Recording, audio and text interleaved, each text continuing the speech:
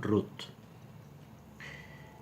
En la Torá, los últimos 8 psukim del Sefer Dvarim, en la parashá de Zot HaBraja, tenemos diferentes ideas en los sabios, quién los escribió o cómo fueron escritos.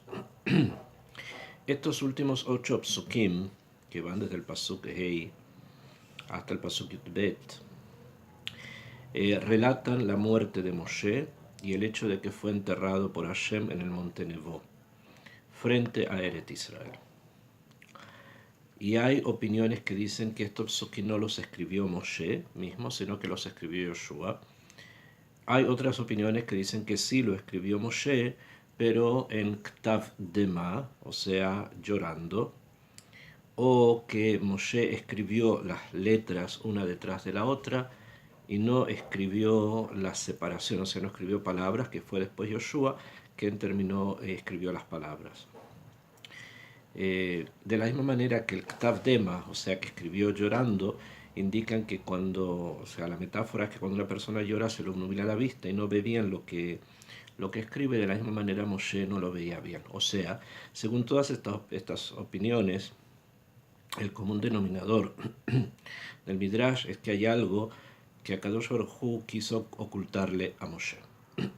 Algo que Moshe no debía saber directamente o en forma clara. En ese momento no lo debía saber. ¿Y qué es esto? Que iba a morir, ya lo sabía. Que no iba a entrar a Eret Israel, también ya lo sabía. Entonces, ¿qué fue Behemet, en términos más profundos, y en ese kibun quiero estudiar en esta entrega, lo que Moshe simplemente en ese momento no debía saber? El pasuk Hei, en el Perek Lamed Dale 34, en el versículo 5, dice así: Vayamot Sham Moshe, y murió allí Moshe, Eved Hashem, el esclavo, el siervo de Dios, Be'eretz Moab, en la tierra de Moab, al pi Hashem, por orden, voluntad de Dios, de Hashem. Lo que nos enseña el pasuk es que Moshe murió allí, en Moab, por voluntad de Hashem. Al parecer, lo que nos quiere enseñar el pasuk de manera simple es que allí, en Moab, es donde murió Moshe. Y esto es, según lo que vamos a estudiar, aquello que en ese momento Moshe no debía tener tan claro. ¿Por qué? Moab es una de las klipot, es una de las impurezas fuertes que existen en el mundo. Nuestros sabios cabalistas nos enseñaron que las impurezas son en total 10, que son justamente por nombres aquellas sobre las cuales Abraham Avinu recibió la tierra donde estas klipot, estas cáscaras, estas impurezas se habían asentado. En total son 10. Sin embargo, nosotros vamos a ver que finalmente cuando Yoshua ingresa a la tierra de Israel y decide arrancar estas klipot que cubrían este espacio, solamente se va a encargar de 7. ¿Por qué? Porque ya en la Torah misma, ya a Moshe y obviamente a Yoshua, a Kadosh Baruj Hu le había prohibido que hicieran guerra con 3 de ellas, que son la clipá de Esav, Edom, que según los estudios de la Kabbalah se identifica con el Keter de la Tumá. O sea, así como existen 10 sefirot de la Kedushá, existen también 10 sefirot de la Tumá, de la impureza. Y Esav se considera el Keter, es la corona de la impureza, la corona de la clipá. Después existe la Jochma de la clipá, que la Jochma de la clipá se llama Moab, que viene del Av. Av es la identidad de la sefirá de Jochma, ya en la pureza, ya en la impureza, según las diferentes conclusiones que va a tener, del que da, del que entrega, Moab. Y la Biná de la clipá se llama Amón.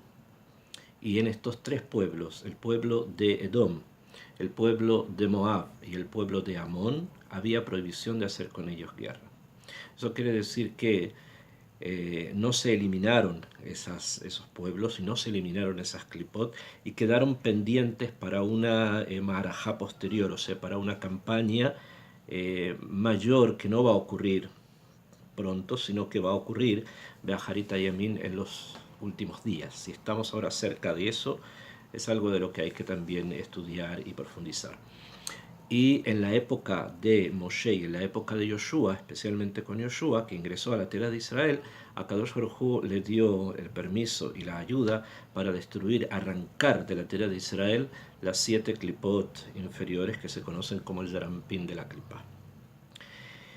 Entonces, desde esta perspectiva tenemos algo muy fuerte, que Moab es una clipa, o sea, es una fuerza de impureza que corresponde justamente a la Jochma, o sea, a la sabiduría de todo aquello que es la Sitra Ahara, todo aquello que es el otro lado, o sea, aquella fuerza que equilibra justamente el lado de la Kedushá y pone justamente la Bejirá, la elección libre de las personas, ante situaciones a veces bastante complejas.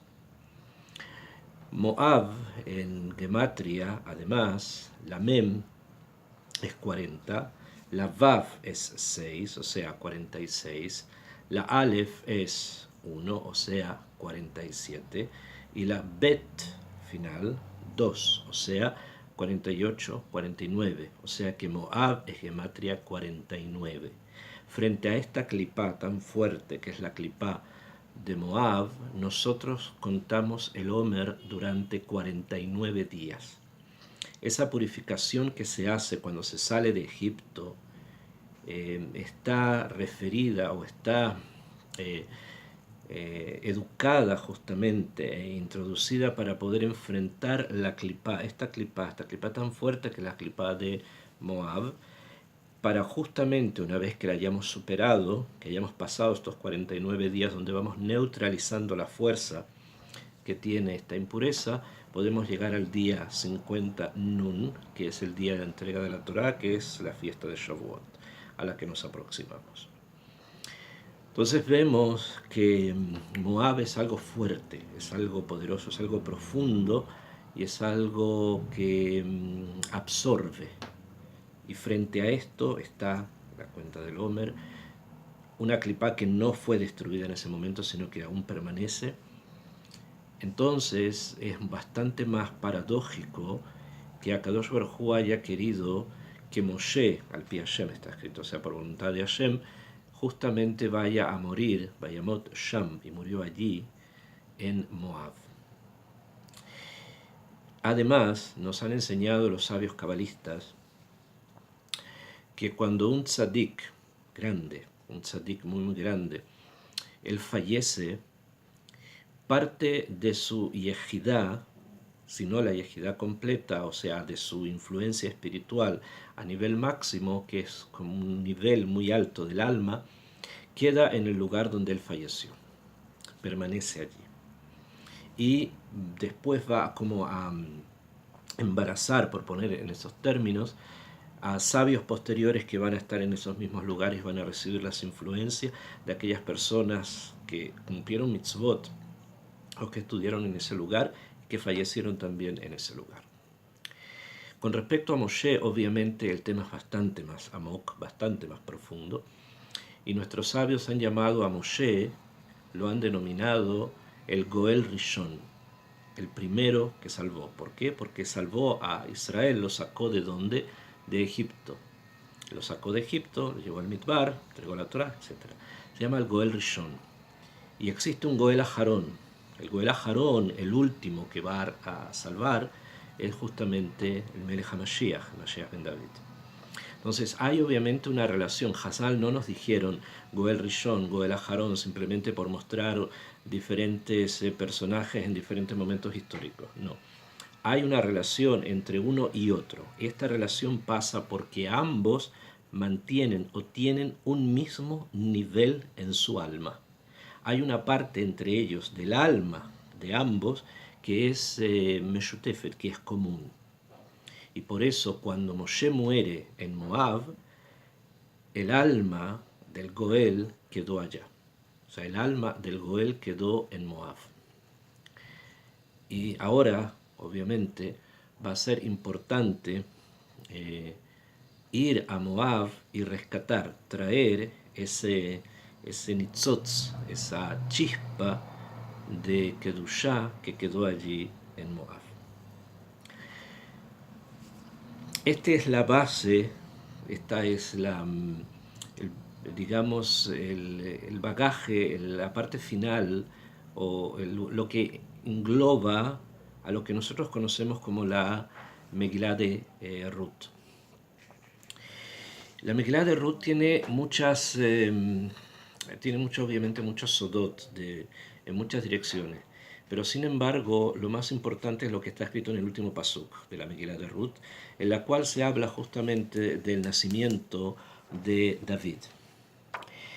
Hay una pregunta que se suele preguntar desde el punto de vista del Pshat y obviamente también desde el punto de vista de otras formas de entender o estudiar la Torá, que es muy interesante.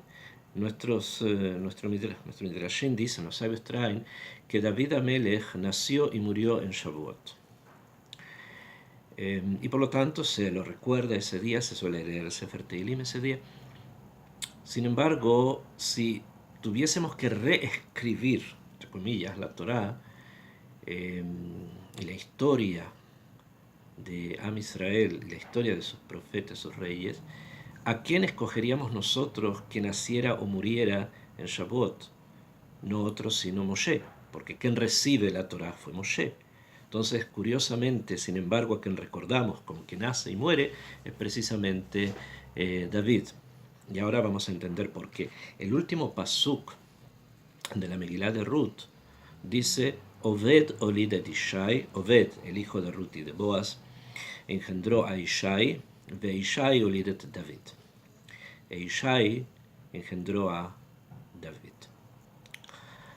Vemos que la Megilá termina justamente en el nacimiento del rey, el rey David. Hay en esto un secreto que hay que tratar de analizar y entender. Moshe muere en Moab, el nitzotz del Goel queda allá. Finalmente ese nitzotz, por muchos talihim, muchos procesos espirituales, ingresa en Ruth, una mujer que no era judía, y es necesario que vaya alguien hasta ese lugar a rescatar ese nitzotz, a buscar esa chispa y a traerla de vuelta a la Kedusha. El principio de la Megilá de la Megilá de Ruth, nos trae la historia de una familia, la familia de Elimelech, que ellos deciden abandonar la tierra de Betlehem, o sea, Eretz Israel, e ir hasta Moab, porque estaban en época de carestía, en época de hambruna. Y los Midrashim traen de que la excusa por la cual ellos deciden, o el padre de familia que arrastra a toda su familia a ir a Moab a buscar algo distinto, fue el hecho de que no quería el farnés, no quería, o por lo menos eso fue lo que dijo, no quería mantener a los pobres que tocaban a su puerta buscando constantemente comida. Sin embargo, a nivel más profundo, los cabalistas nos han enseñado que Elimelech era una reencarnación de Moshe. Y así lo trae el Ramjal en algunos de sus comentarios sobre la Megilá de Ruth. Y eso es el fondo de su nombre, Elimelech. Como si quisiera decir Elai, hacia mí, Melech, hacia mí está el rey. O sea, yo tengo que ir porque el rey lo tengo que traer yo. ¿Quién es el rey? Obviamente, la Neshama del Goel, o sea, la Neshama del futuro Melech HaMashiach. Melech HaMashiach que él tiene que ir y buscar, traer desde Moab. Arrastra consigo a su esposa, a sus hijos, llegan a Moab, se realizan probablemente muchos tipos de tikkunim y de actividades espirituales muy profundas. Sin embargo, Elimelech no es el encargado directo, fallece, muere. Sus hijos, Mahlón y Gelión, toman mujeres moabitas a dos mujeres. Mahlón, según nuestra tradición, se casó con Ruth, y Kilión, el hermano de Mahlón, hijo de Elimelech y de Naomi, se casa con Orpá, que eran ambas hijas del rey Eglón, del rey de Moab, que a su vez era descendiente de Balac, aquel personaje tan siniestro que buscó destruir a Am Israel valiéndose de un brujo, de un Cosem de Bilam. Y de este personaje tan oscuro, Balak, va a surgir, al parecer, algo que nos va a retraer, nos va a traer, nos va a poner justamente en el punto central del Malhut, del reinado de Israel, que es el hecho de que un descendiente de él sea Ruth. También Mahlón y Kilión mueren. Los motivos por los cuales ellos mueren son obviamente estudiados por el Pshat, pero hay también cosas más profundas. Simplemente por haber tomado mujeres moabitas, después de un lapso de tiempo ellos mueren y queda Ruth y Orpá viudas, y también está Naomi, que también estaba viuda. Naomi decide volver a Eretz Israel y sus nueras la acompañan.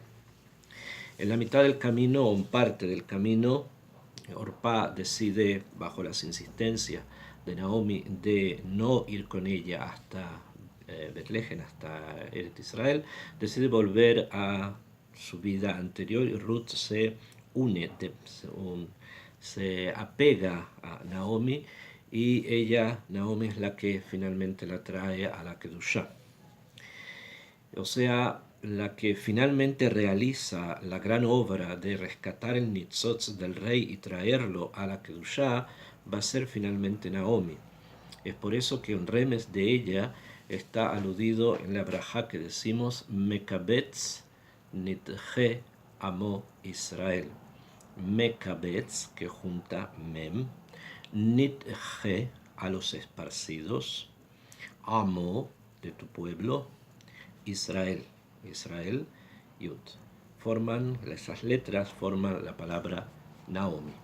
O sea, ella al parecer tiene esa función de traer al Nitzotz, traer a esa chispa y ubicarlo dentro de la Kedushá. También es ella la que le aconseja ir a trabajar, la que le aconseja también ir en la noche en el lugar donde Boaz está dormido. O sea, es la que también va a recibir al niño de ambos que van a nacer. Ella está presente como una imagen de protección, como una imagen de Mekabetz Nitje Amo Israel, que está detrás de ella. Entonces, justamente se produce el gran encuentro de Ruth y Boaz, y después de algunos pasos previos llegan a casarse y tienen un hijo. Ese hijo se va a llamar Oved, así está escrito en la Megilá, como vimos al final de la Megilá de Ruth, dice que tuvieron un hijo, va tikrena lo hashchenot shem lemor, yulat ben le Naomi, llamaron todos y dijeron, oh, es como si le hubiese nacido un hijo a Ken a Naomi, va tikrena shemo Oved, y lo llamaron Oved, que significa siervo, Hu Avi Ishai Avi David, él es el padre de Ishai, que es el padre de David. No olvidemos que cuando leímos sobre la muerte de Moshe, dijimos en la Torá, Vayamot Sham Moshe Eved Hashem, el siervo de Dios. O sea que el Nitzotz de Moshe, que había quedado en Moab, habita ahora en el hijo de Ruth y de Boaz, que se llama Oved. A través de él, de Oved, pasa el Nitzotz del Malhut a Ishai, y a través de Ishai pasa a David. Sin embargo, este camino que el Malhut tiene que recorrer, entre paréntesis podemos preguntar por qué precisamente el camino tiene que ser de esta manera tan particular o peculiar, y estar dentro de una muchacha como Ruth, que crece en el ambiente de Moab, que es la Tumá, o sea, una clipá tan fuerte y sea necesario mandar una familia entera a buscarlos, de los cuales los varones mueren y la madre finalmente de esta familia la trae de vuelta a Eretz Israel. ¿Cuál es el sentido de este proceso? Entonces sabemos, y esto es un sod, también un secreto, que el derech del Mashiach, o sea, el camino a la Geulah, se da de una manera aparentemente turbia, para proteger justamente la Neshama que tiene que nacer. Debido a que en el sistema en que el mundo está construido, la Neshama, cuanto más alta sea, está más propensa a ser atacada por poderes negativos. Entonces necesita como protegerla. Es el sistema que Kadosh Baruj Hu crea en el mundo. De esta forma, también la Neshama del Melech que queda en Moab, después de la muerte de Moshe, es traída por Naomi y al juntarse con Boaz, recae o pasa a Oved, el Eved Hashem, que en este caso es Oved, donde está la Neshama de el Goel. Sin embargo, este no es todo el camino que recorre esa esencia espiritual que conocemos como el Malchut de Israel. Ya antes habíamos encontrado también un derech bastante particular, pero esta vez ya no relacionado con Moab, sino relacionado dentro del propio pueblo judío. Y es el hecho que la Torá nos relata la historia de Yehudá. Yehudá es quien carga dentro de sí además la semilla del Malchut. De la misma manera que hay una parte de ese Malchut que es resguardada, que es cuidada en Moab, hay otra parte que está dentro de Yehudá, obviamente porque él es el rey. Y al casarse él, tiene una esposa, se llama Batshua. Ellos tienen 3 hijos, 3 varones. El primero se llamó el segundo se llamó Onán y el tercero se llamó Shela.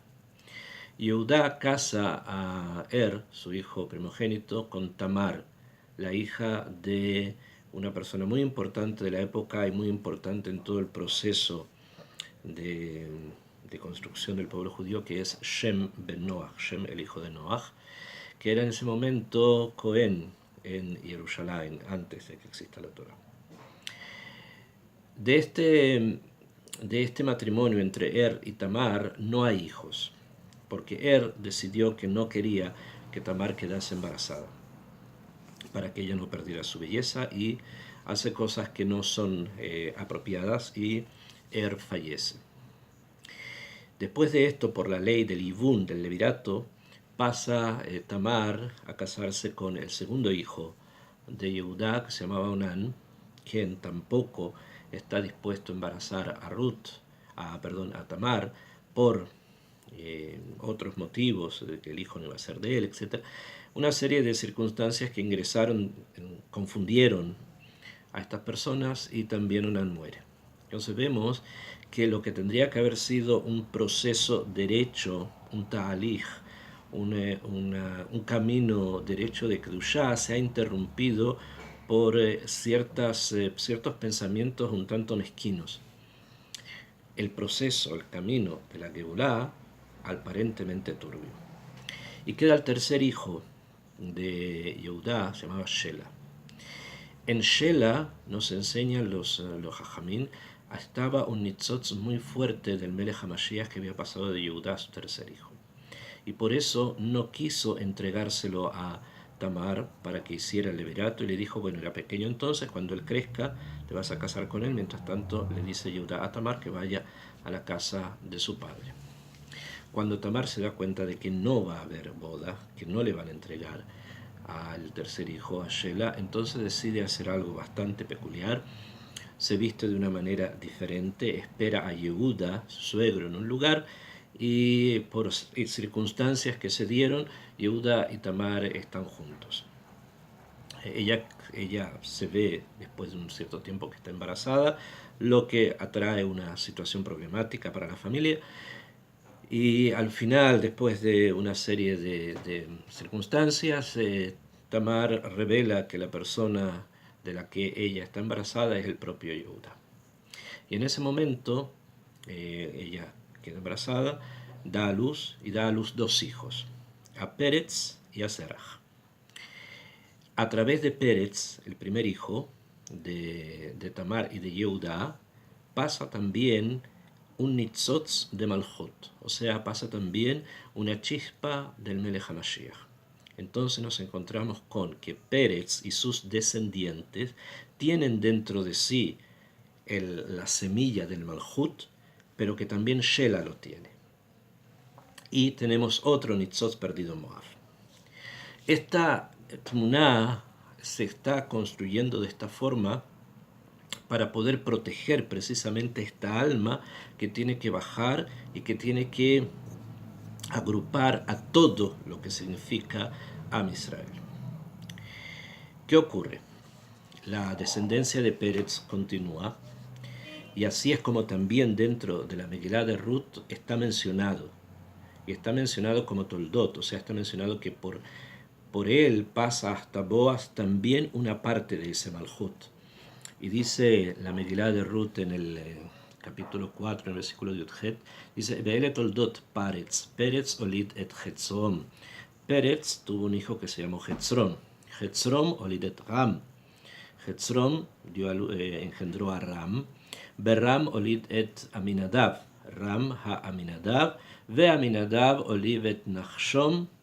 Aminadab engendró a Nachshom. Nachshom olid et Salma. Nachshom engendró a Salma. Be-Salma olid et Boaz. Y Salma fue el que engendró a Boaz, que Boaz fue el que se casó con Ruth. ¿Por qué está mencionado precisamente en la Megilá de Ruth esta línea sucesoria que viene desde Pérez? Porque a través de Pérez pasa otra chispa de ese Malhut que se va a reunir justamente con aquella que trae Ruth y van a conformar una unidad. Sin embargo, dijimos que había otro nitzotz, un tercero, que estaba dentro de Shela, el hijo que Yehudá no quiso entregar a Ruth para que no muriera. A Tamar para que no muriera. Tienen que saber que según los Mekubalim, Tamar reencarnó también en Ruth. Entonces Ruth tiene algo muy grande también de Tamar. Y hay aquí un tema. Cuando David se casa, él se casa con varias mujeres. Sin embargo, aquella con la que va a tener el hijo que va a ser el sucesor, se llama en el Tanaj, se conoce en el libro de Shmuel como Bat-Sheva. Se la conoce así, como Bat-Sheva. Y con Bat-Sheva va a tener un hijo que se va a llamar Shlomo, que es el sucesor de David, como todos sabemos. Sin embargo, en el libro de las crónicas, Divrei Yamim, el primero de los libros de las crónicas, Divrei Yamim, en el Perek Gimel, o sea, en el capítulo 3, en el Pasuk Hei, o sea, en el versículo Hei, nos está contando acá todas las genealogías de los personajes de la Torá, hasta la época, obviamente, del Malhut, del reinado, y dice lo siguiente con respecto a David y su vida. Dice, Beele Noldulo, estos fueron los que le nacieron a él. ¿A quién? A David. Birushalayim, en Jerusalén. Son los hijos que nacieron a David en Jerusalén. Dice Shim'a, uno se llamaba Shim'a. Be Shovav, otro se llamaba Shovav. Ve Natán, otro se llamaba Natán. Ushlomo, y otro se llamaba Shlomo. Arba'a, estos cuatro eran hijos de una sola mujer. ¿Quién era esta mujer? Todos sabemos quién es la madre de Shlomo, Bat-Sheva. Sin embargo, dice el Pasuk, Arba'a le Bat-Shua Bat-Amiel.